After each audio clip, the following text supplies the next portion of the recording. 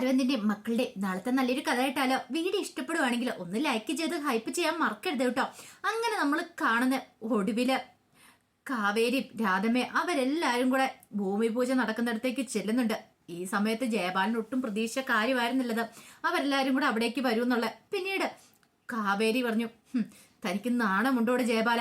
എന്റെ അച്ഛനെ പറ്റിച്ചുണ്ടാക്കിയ പൈസയും കൊണ്ടല്ലേ താനിത് വാങ്ങിയെന്നൊക്കെ ചോദിച്ചു. അപ്പോഴേക്കും ജയപാലൻ പറഞ്ഞു, വെറുതെ അനാവശ്യം പറയരുതെന്ന് പറഞ്ഞു. ആ സമയത്ത് രാജേശ്വരി പറഞ്ഞു, ഇതേ ജയപാലേട്ടന്റെ കയ്യില ഇതിന്റെ തെറ്റു മുഴുവനെന്ന് പറഞ്ഞു. അപ്പോഴേക്കും ജയപാലന്റെ അന്താളിപ്പോടെ രാജേശ്വരിയെ നോക്കി, ഈ വിറ്റകളെ പോലെ ഉള്ളവരെയൊക്കെ വീട്ടിൽ കയറ്റിടുന്ന ഞാൻ പല വട്ടം പറഞ്ഞിട്ടുള്ളതല്ലേന്ന് ചോദിച്ചു. കാവേരിയെ നോക്കിക്കൊണ്ട് അത് പറയുന്നേ. അന്ന് ജയപാലേട്ടൻ എന്തൊരു സ്നേഹമായിരുന്നു. വീട്ടിലേക്ക് വിളിച്ചു കയറ്റുന്നു. വിഷു ഓണം എന്നൊക്കെ വന്നിട്ടുണ്ടെങ്കിൽ ഇവരില്ലാതെ സദ്യ ഇറങ്ങുമല്ലായിരുന്നല്ലോ. ഇപ്പൊ എന്നിട്ട് എന്തായി? ഈ പെണ്ണിന്റെ വായന്ന് പറയുന്ന സംസാരം കേട്ടില്ലേന്ന് ചോദിച്ചു. അപ്പോഴേക്കും കാവേരി രാജേശ്വരിക്ക് നേരെ തിരിഞ്ഞു. എന്നിട്ട് പറഞ്ഞു, നിങ്ങളൊരു അക്ഷരം പോലും മിണ്ടിപ്പോയേക്കരുത്. നിങ്ങൾക്ക് ഇതിനെക്കുറിച്ച് എന്തറിയാം? നിങ്ങൾക്കൊന്നും അറിയത്തില്ല. നിങ്ങൾ വെറും കാഴ്ചക്കാരി മാത്ര. നിങ്ങളുടെ സഹോദരന്റെ യഥാർത്ഥ സ്വഭാവം അത് ഞങ്ങൾക്ക് അറിയുള്ളൂ. ഞങ്ങളുടെ അച്ഛനെ പറ്റിച്ചുണ്ടാക്കിയ പൈസയും കൊണ്ട് ഇയാൾ ഈ സ്ഥലം വാങ്ങിച്ചിരിക്കുന്നത് ഞങ്ങളുടെ അച്ഛന്റെ വിയർപ്പിന്റെ ഫലം ഇതെന്ന് പറഞ്ഞു. അത് കേട്ടതും ജയപാലൻ പറഞ്ഞു, ഇതേ വെറുതെ അനാവശ്യം പറയരുത്. ഇത് ഞാൻ ഉണ്ടാക്കിയ പൈസയാ. എന്റെ പൈസയും കൊണ്ട് ഞാൻ വാങ്ങിയത്, അല്ല നിന്റെ അച്ഛന്റെ പൈസയൊന്നും അല്ലാന്ന് പറഞ്ഞു.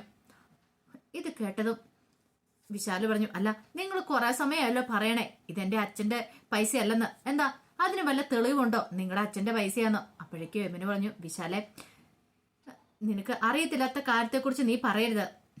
എന്റെ അച്ഛൻ അങ്ങനെ ആരും ഇന്നു വരെ പറ്റിച്ചിട്ടൊന്നുമില്ല. കാവേരി പറഞ്ഞു, എന്റെ അച്ഛന്റെ ഡയറിക്കകത്ത് വളരെ വ്യക്തമായിട്ട് എഴുതി വെച്ചിട്ടുണ്ട് അച്ഛൻ എത്ര രൂപ കൊടുത്തിട്ടുണ്ടെന്നൊക്കെയുള്ള ഡേറ്റ് സഹിതമാണ് എഴുതി വെച്ചിരിക്കുന്നത്. ജയപാലനങ്ങൾ കൊടുത്ത ആ പണത്തിന്റെ കണക്കുകളും കാര്യങ്ങളെ കുറിച്ചൊക്കെ ഇതെല്ലാം കൃത്യമായിട്ട് അറിയാവുന്നുണ്ട്. അത് മാത്രമല്ല ഇതിനെക്കുറിച്ച് ഞാൻ പോയി അന്വേഷിച്ചറിഞ്ഞത് വേണം. കൃത്യമായിട്ട് കൊണ്ടേ പൈസ കൊടുത്തിട്ടുമുണ്ട്. ഇത് കേട്ട് കഴിഞ്ഞപ്പോഴത്തേനും ജയപാലൻ പറഞ്ഞു, വെറുതെ ഒന്ന് വാചകം അടിക്കാതെ പോകാൻ നോക്ക്. അപ്പോഴേക്കും തിരുമേനി പറഞ്ഞു, അതെ ഭൂമി പൂജയ്ക്കുള്ള സമയം വൈകൊണ്ടിരിക്കുക. ആ സമയത്താണ് താഴെ ഒരു കാറ് വന്നിരിക്കുന്നത്. അപ്പോഴേക്കും രാജേശ്വരൻ നോക്കിക്കഴിഞ്ഞപ്പോൾ ഇവന്റെ കാറാ, ഇവൻ ഇപ്പോഴാണോ വരുന്നേ എന്നൊരു ചിന്തയായിരുന്നു. എന്തോ അത്യാവശ്യം ഉണ്ടെന്ന് പറഞ്ഞ് പോയതാ, എന്നിട്ട് ഇപ്പോഴാ വരുന്നേന്ന് ഓർത്തു. അപ്പോഴേക്കും ഓപ്പോസിറ്റ് ഡോറ് തുറന്ന് അതിൻ്റെ അകത്തുനിന്ന് മേഘനാഥനും കൂടി ഇറങ്ങുവാണ്. മേഘനാഥനെ കണ്ടുകഴിഞ്ഞപ്പോൾ ജയപാലനൊന്നും ഞെട്ടി. ഈ പറയുന്ന ജയപാലൻ കൊണ്ട് പൈസ കൊടുത്തിരിക്കുന്ന മേഘനാഥന്റെ കൈ കൊണ്ട് പൈസ കൊടുത്തിട്ടുണ്ട്. അപ്പൊ ശിവരാജനാന്നുള്ള പേരിലാണ് ഈ പറയുന്ന കാവേരിയൊക്കെ ചെന്ന് കഴിഞ്ഞപ്പോൾ മേഘനാഥൻ അവരോട് സംസാരിച്ച് അതൊക്കെ നരന്റെ ഓരോ കളികളായിരുന്നു. കാരണം ഒരു കാരണവശാലും കുറിഞ്ഞിക്കാടുള്ള ആ സ്ഥലം കാവേരിക്കൊന്നും നഷ്ടപ്പെട്ടു പോവരുത് എന്ന് രഘുനാഥന് ഒരിതുണ്ടായിരുന്നു. കാരണം അവരുടെ അച്ഛൻ കഷ്ടപ്പെട്ട് ബുദ്ധിമുട്ടുണ്ടാക്കിയ സ്ഥലമാണ്. ഇതിനകത്ത് കടന്ന് കളിച്ചിരിക്കുന്ന ശിവരാജനും അതുപോലെ തന്നെ ജയപാലനും കൂടെയാണ്. അപ്പം അവർക്കിട്ട് പണി കൊടുക്കണമല്ലോ. നിവിൻ പോയി ഈ പറയുന്ന മേഘനാഥനെ കൂട്ടിക്കൊണ്ട് വരികയാണ്. മേഘനാഥൻ ജയപാല എന്നൊക്കെ വിളിച്ചോണ്ട് അങ്ങോട്ടേക്ക് വരുവോ. ഒരു നിമിഷം ജയപാലൻ ഞെട്ടിപ്പോയി. അങ്ങനെ മേഘനാഥൻ അങ്ങോട്ട് വന്നു കഴിഞ്ഞപ്പോഴത്തേനും കാവേരി പറഞ്ഞു, അതെ മിസ്റ്റർ ജയപാലന് ഇതെ ഈ സാറിനെ അറിയാവോ പോലെന്ന് ചോദിച്ചു. ഒരു നിമിഷം ജയപാലൻ ഇങ്ങനെ നോക്കി മേഘനാഥനെ. അപ്പോഴേക്കും മേഘനാഥൻ ചോദിച്ചു, എന്നെ മനസ്സിലായില്ലേ ജയപാലന്? എന്റെ കയ്യിലല്ലേ ജയപാലൻ കൊണ്ട് പൈസ കൊണ്ട് തന്നോണ്ടിരുന്നേ. അത് കേട്ടതും ജയപാലന്റെ മുഖം ആകെപ്പാടെ മാറിപ്പോയി. പല ഗഡുക്കളായിട്ടല്ലേ പൈസ കൊണ്ട് തന്നോണ്ടിരുന്നേ.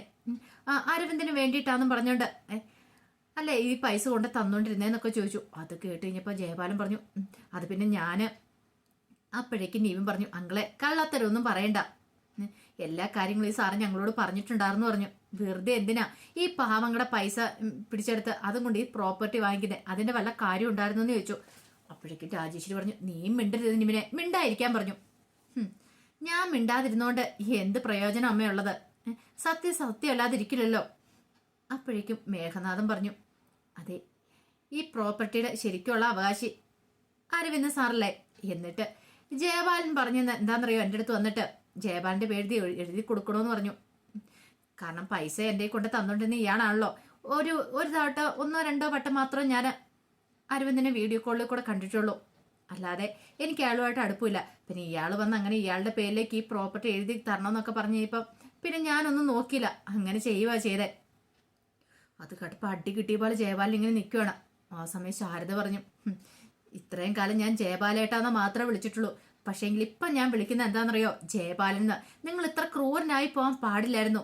എൻ്റെ അരവിന്ദേട്ടൻ കഷ്ടപ്പെട്ട് ബുദ്ധിമുട്ടി ഉണ്ടാക്കിയ പൈസയ്ക്ക് നിങ്ങൾ എൻ്റെ അരവിന്ദേട്ടൻ തട്ടിച്ചെടുത്തതല്ലേ പ്രോപ്പർട്ടി അല്ലേത്, നിങ്ങൾ ഒരു കാലത്തും ഗുണം പിടിക്കാൻ പോകുന്നില്ലെന്ന് പറഞ്ഞു. ഇത് കേട്ടതും രാജേശ്വരി പറഞ്ഞു, വെറുതെ ഇവിടെ നിന്ന് ഓരോ സീൻ ഉണ്ടാക്കുന്ന പോകാൻ നോക്ക്. അപ്പോഴേക്കും കാവേരി പറഞ്ഞു, അതെ അങ്ങനെ അങ്ങോട്ട് പോകാനല്ല ഞങ്ങൾ ഇങ്ങോട്ടേക്ക് വന്നേ. ഈ സ്ഥലം എൻ്റെ അച്ഛൻ്റെ പൈസ കൊണ്ട് വാങ്ങിയതാണെങ്കിൽ ഇതെങ്ങനെ മേടിച്ചെടുക്കണമെന്ന് എനിക്ക് അറിയുകയോ ചെയ്യാന്ന് പറഞ്ഞു. ആ എങ്കിലും നീ അങ്ങ് ചെന്ന് മേടിച്ചെടുക്കുക എന്ന് രാജേശ്വരിയും പറഞ്ഞു. അപ്പോഴേക്കും രാധ പറഞ്ഞു, നീ ഒന്നും ഒരിക്കലും ഗുണം പിടിക്കില്ലടാ. എൻ്റെ മോൻ്റെ കഷ്ടപ്പാടിൻ്റെ ഫലമായത് 3-4 പെൺമക്കൾ അവനുണ്ടായിരുന്നേ. അവൻ അത് കരുതിയിട്ടാണ് അവൻ ഇതെല്ലാം സ്വരൂപിച്ചുകൊണ്ടിരുന്നത്. എന്നിട്ട് അതിനകത്തൊന്ന് കൈയിട്ട് പോകാൻ നീ വാരിയില്ലേ? നിനക്ക് ആവശ്യത്തിന് മിച്ചം ഉണ്ടല്ലോ ജയബാല. എന്നിട്ട് നീ എന്തിനാടാ ഇങ്ങനത്തെ ഒരു നിർഘട്ട പരിപാടി കാണിച്ചത്? ഒരിക്കലും നിനക്ക് മരിച്ചാൽ പോലും ശാന്തി സമാധാനം കിട്ടത്തില്ലടാ. ഈ പ്രോപ്പർട്ടി ഇതേ എൻ്റെ കൊച്ചുമക്കൾക്ക് തിരിച്ചു കൊടുത്തില്ലെങ്കിൽ എന്നൊക്കെ പറഞ്ഞു. അപ്പോഴേക്കും ജയബാലൻ കാവേരിയുടെ ആയിട്ട് പറഞ്ഞു, ഈ തള്ളേനെയും വിളിച്ചുകൊണ്ട് മര്യാദയ്ക്ക് പോകാൻ നോക്ക്. കാവേരി പറഞ്ഞു, ഇതങ്ങനെ ഞാൻ വെറുതെ വിടാൻ പോകുന്നില്ല ജയബാല. ഒരു കാര്യമുണ്ട്, ഞാൻ ഇതിന് കണക്ക് ചോദിക്കുക തന്നെ ചെയ്യും. അരവിന്ദന്റെ മോളാണെങ്കിൽ ഇതിന് ഞാൻ കണക്ക് ചോദിക്കും. ഒരു കാരണവശാലും നിങ്ങൾക്ക് ഈ പ്രോപ്പർട്ടി കിട്ടാൻ പോകുന്നില്ല എന്ന് പറഞ്ഞു. അപ്പോഴേക്കും ശാരദ അവിടെ നിന്ന് കുറെ ശാപവാക്കുകളൊക്കെ പറയണം. ശരിക്കും ജയബാലന്റെ കള്ളത്തരങ്ങളൊക്കെ പുറത്തു വരികയും ചെയ്തു. രാജേശ്വരിക്ക് അത് മനസ്സിലാവുകയും ചെയ്തു. ജയബാലൻ കള്ളത്തരത്തിലൂടെയാണ് ഈ പ്രോപ്പർട്ടി നേടിയെടുത്തതെന്നുള്ള കാര്യങ്ങൾ. അങ്ങനെ ഒടുവിൽ ശാരദയും രാധമ്മ എല്ലാവരും കൂടി കൂട്ടിക്കൊണ്ട് കാവേരിക്ക് അവിടെ നിന്ന് ഇറങ്ങുവാണ്. കാണിച്ചു കൊടുക്കാം, ഇതിനെതിരെ എന്താണെങ്കിലും ഞാൻ വെറുതെ ഇരിക്കാൻ പോകുന്നില്ലെന്നൊക്കെ പറഞ്ഞുകൊണ്ട് ഇറങ്ങിപ്പോന്നേ. ആ സമയം നിവിന്റെ നേരെ നോക്കിയിട്ട് രാജേശ്വരി ചോദിച്ചു, നിനക്ക് എന്തിന്റെ കേടായിരുന്നടാ? നീ എന്തിനാ ഇവരെ വിളിച്ചോണ്ട് ഇങ്ങോട്ട് വന്നേന്ന് ചോദിച്ചു. അമ്മേ ഇനിയെങ്കിലും ഇങ്ങനെയൊന്നും കാണിക്കരുത്. ഇതേ അമ്മ കാണിക്കുന്നതിനൊപ്പം ഇങ്ങനെ നിന്ന് കാണിക്കേണ്ട കാര്യമുണ്ടോ? ആ പാവം കൂടെ പ്രോപ്പർട്ടി തട്ടിയെടുത്തിട്ട് എന്ത് നേടാനാന്ന് ചോദിച്ചു. അപ്പോഴേക്കും ജയബാലൻ പറഞ്ഞു, ഓഹോ അപ്പൊ നീയും അവരുടെ ഭക്ഷത്തല്ലേ? അതെ അങ്കിളെ, ഒരു കാര്യം ഞാൻ പറയാം. എന്താണെങ്കിലും എനിക്ക് അങ്കിളിനോടൊപ്പം ഈ ഒരു കാര്യത്തിൽ യോജിക്കാൻ പറ്റില്ല എന്ന് പറഞ്ഞു. പിന്നീട് മേഘനാഥനെ കൂട്ടിക്കൊണ്ട് അവിടെ നിങ്ങോട്ട് ഇറങ്ങിക്കഴിഞ്ഞപ്പം രാജേശ്വരിയോട് ജയബാലൻ പറഞ്ഞു, അവനെ സൂക്ഷിച്ചോ നിവിനെ. അവന്റെ പോക്ക് അത്ര ശരിയായിട്ടുള്ള പോക്കാന്ന് എനിക്ക് തോന്നുന്നില്ല. അപ്പോഴേക്കും തിരുമേനി പറഞ്ഞു, അതെ ഭൂമി പൂജ കഴിയാറായി, അതിന്റെ സമയം കഴിയാറായി, പെട്ടെന്ന് വേണമെന്ന് പറഞ്ഞു. ഈ സമയത്ത് നിവിന്റെ അടുത്തേക്ക് എന്നിട്ട് കാവേരി പറഞ്ഞു, നിവിനെ ഇതങ്ങനെ വെറുതെ വിടാൻ ഞാൻ ഉദ്ദേശിച്ചിട്ടില്ല. എനിക്ക് എന്താളും കൊണ്ട് പരാതി കൊടുക്കണം, പരാതി കൊടുത്തേ മതിയാവുള്ളൂ പറഞ്ഞു.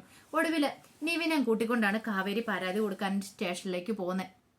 ആ സമയത്ത് മേഘനാഥന് നരം വിളിക്കുന്നുണ്ട്. എങ്ങനെയാ കാര്യങ്ങളൊക്കെ ഞാൻ അവിടെ പോയി അവതരിപ്പിച്ചിട്ടുണ്ട് സാറേ. എന്നിട്ടോ ആ ജയപാൽ ഞാൻ ഭൂമി വിട്ടുകൊടുക്കാൻ തയ്യാറായിട്ടില്ല. അവിടെ ഭൂമി പൂജയും കാര്യങ്ങളൊക്കെ നടക്കുന്നുണ്ടെന്ന് പറഞ്ഞു. അത് കേട്ട് ഇനിയിപ്പോൾ നരം പറഞ്ഞു, സാരമില്ല, എന്ത് വേണമെന്ന് എനിക്കറിയാം, ഞാൻ ബാക്കി ചെയ്തോളാം. മേഘനാഥൻ പോരാനായിട്ട് പറഞ്ഞു. ഈ സമയത്ത് കാവേരിയും കൂട്ടിക്കൊണ്ട് നിവിൻ പോലീസ് സ്റ്റേഷനിലേക്ക് വന്നു. അങ്ങനെ കംപ്ലൈന്റ് കൊടുക്കുകയാണ് കാവേരി. തൻ്റെ അച്ഛൻ്റെ പേരിലുള്ള സ്ഥലമാണ്, അത് ജയപാലൻ തട്ടിയെടുത്തെന്നൊക്കെ. അതിന് തെളിവുകളൊക്കെ ഉണ്ടോയെന്ന് ചോദിച്ചപ്പം കാവേരി പറഞ്ഞു, തെളിവൊന്നുമില്ല. പിന്നെ ഒരു കാര്യമുണ്ട്, ഈ പറയുന്ന പ്രോപ്പർട്ടിക്ക് കൊടുക്കുന്ന പൈസയെക്കുറിച്ചൊക്കെ ഡയറി വളരെ വ്യക്തമായിട്ട് എഴുതി വെച്ചിട്ടുണ്ട്.